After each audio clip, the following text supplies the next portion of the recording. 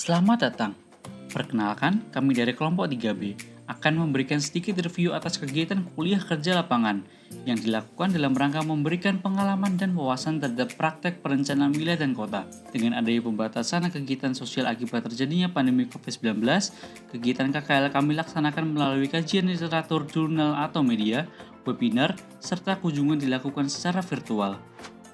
Tema besar yang diusung pada KKL 2022 ini adalah Sustainable Cities and Region yang didefinisikan sebagai kota atau wilayah yang mau beradaptasi, mengurangi, dan mempromosikan perubahan ekonomi, sosial, dan lingkungan.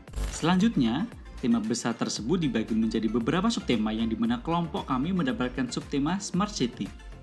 Smart City sendiri dapat didefinisikan sebagai kota modern yang memanfaatkan TIK dan teknologi lainnya dalam pembangunan kotanya. Smart City sendiri terbagi menjadi beberapa fokus. Smart Government, Smart People, Smart Living, Smart Economy, Smart Environment, dan Smart Mobility.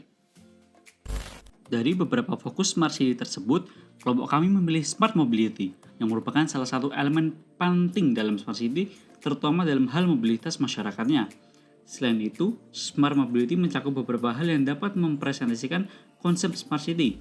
Hal ini dikarenakan Smart Mobility bukan hanya berfokus pada kendaraan saja, namun juga pada mobilitas manusianya. Amsterdam, salah satu kota yang sudah menerapkan Smart City, merupakan ibu kota Belanda dengan perencanaan yang berkelanjutan. Kota dengan 1,17 juta jiwa ini berada pada ketinggian 2 meter di bawah permukaan laut, sehingga pemerintah kota Amsterdam memiliki banyak tantangan dalam pencegahan banjir pada kotanya. Kota Amsterdam mulai mengembangkan konsep Smart City pada tahun 1994, di mana mengambil langkah awal sebagai kota digital. Mereka mulai fokus mengembangkan Smart City pada tahun 2009 dengan mendirikan organisasi Amsterdam Smart City.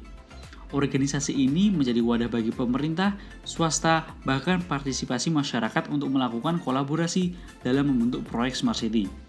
Sebanyak 18 partner berpartisipasi, mulai dari akademis, Hogeschool van Amsterdam, perusahaan utilitas Alliander, hingga konsultan teknik Royal Haskoning DHV. Dalam perencanaan Amsterdam Smart City terbagi menjadi 5 tahap, yaitu fase persiapan, fase perencanaan, pengembangan proyek, monitoring dan evaluasi, serta fase komunikasi. Salah satu aspek dari Smart City yang diterapkan Amsterdam yaitu adalah Smart Mobility.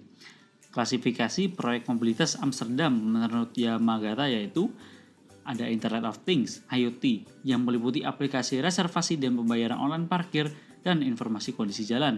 Yang kedua ada penggunaan Smart Space yaitu meliputi crowd management untuk pedestrian dan parkir prediktif.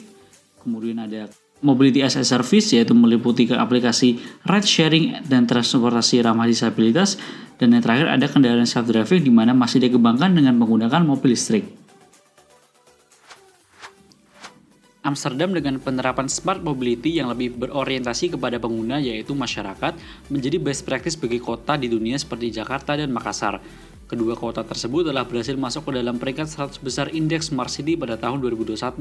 Tetapi dalam penerapan Smart Mobility masih berfokus pada pengembangan teknologinya saja. Terkait dengan perencanaannya, secara garis besar ketiga kota yaitu Amsterdam, Jakarta, dan Makassar memiliki alur perencanaan yang serupa. Perbedaan ditujukan di mana Amsterdam lebih unggul karena prinsip pengembangan yang dapat dilihat memiliki pendekatan dinamis yang cukup runtut dan melibatkan banyak disiplin ilmu sehingga lebih banyak sudut pandang pengembangan. Kota Jakarta dan Makassar masih belum memiliki kebijakan dan tahapan yang jelas untuk penerapan Smart Mobility.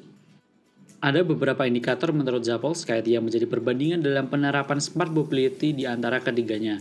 Yang pertama adalah Motor Travel and Congestion Reduction Measure. Di Amsterdam, terdapat multimodal travel app berbagai kendaraan seperti mobil, skuter, dan lainnya.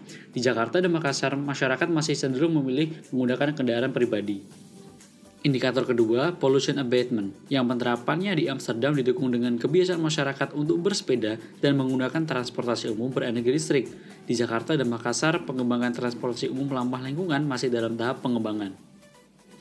Indikator ketiga, Travel Safety and Accident Reduction. Di Amsterdam akan dikembangkan Smart Pedestrian dan Autonomous Vehicle dan juga telah ditetapkan kebijakan terkait keamanan pejalan kaki. Di Jakarta dan Makassar sudah menerapkan rambu-rambu bagi pejalan kaki dan sudah ada jalur hijau untuk bersepeda.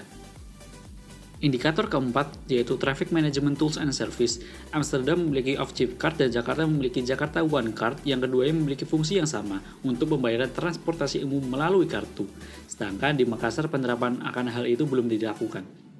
Dan untuk indikator kelima, ICT Infrastructure, Amsterdam memiliki proyek Parking with Pay by App menggunakan smart lighting pada jalan dan sistem pengisian baterai mobil listrik. Di Jakarta sudah mulai marak menggunakan mobil listrik namun belum didukung tempat pengisian baterai. Di Makassar, pemasangan CCTV untuk pengelolaan trafik jalan raya baru dilakukan. Dari beberapa program yang telah dan tengah diterapkan di Amsterdam yang menyangkut tiap indikator dalam menciptakan smart mobility, terdapat beberapa program yang menarik dan dapat dipertimbangkan untuk diterapkan di Indonesia, yaitu yang pertama, implementasi atas penggunaan transportasi publik seperti LRT dan transportasi publik dengan jenis lain menjadi suatu hal yang sangat sesuai untuk diadopsi oleh Indonesia. Yang kedua, yaitu Mobility as a Service, sebagai percontohan ride sharing dan mobilitas layanan dengan mengembangkan aplikasi berbagai perjalanan untuk orang-orang yang tinggal berdekatan dan bekerja dalam jarak dekat. Pengadaan colokan charging khusus untuk mobil listrik pada tempat parkir. Amsterdam telah membuat banyak charging untuk transportasi listrik di tempat parkir. Tentunya dapat dicontoh oleh Indonesia untuk membangun tempat pengisian daya kendaraan listrik di tempat parkir yang ada karena penggunaan kendaraan listrik di Indonesia semakin meningkat.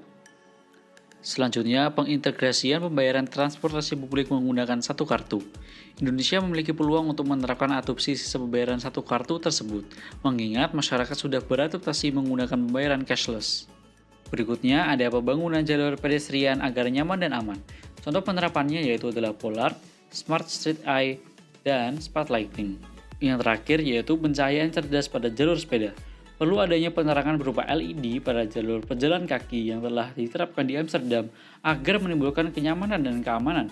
Namun, terdapat tantangan di Indonesia karena masih jarang ditemukan sepeda sebagai transportasi.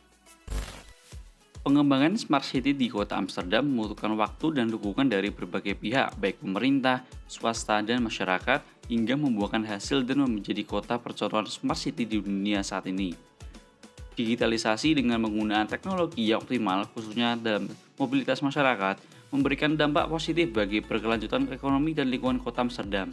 Oleh karena itu, kota-kota di Indonesia perlu berkaca pada Amsterdam yang sudah berhasil dalam menerapkan konsep Smart City yang sesuai dengan karakteristik lingkungan dan kebutuhan penduduk Indonesia. Kegiatan KKL selama 1 semester pada tahun ini memberikan wawasan yang baru bagi kami tentang Smart City dalam mendukung kota berkelanjutan. Selain itu, proses pembelajaran ini memberikan kami wadah untuk bertukar pikiran dan saling bekerja sama untuk mendukung pengembangan Smart City di Indonesia.